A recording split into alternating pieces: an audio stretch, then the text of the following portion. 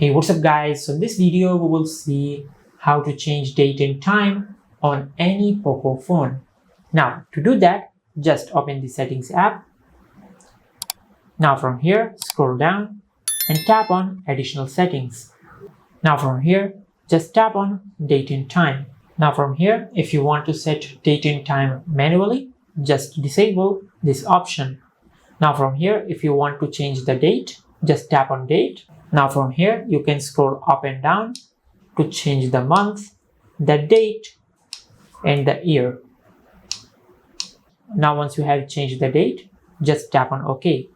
And if you want to change the time, just tap on time. Now from here, you can change the hour and the minute by scrolling up and down. And also you can change between AM and PM, just like that. And once you have changed the time, just tap on OK.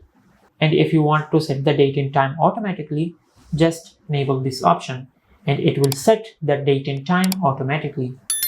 And this is how you can change the date and time on any Poco phone. If you found this video helpful, please like the video and subscribe to our channel and hit the bell icon to get notified when we upload a new video.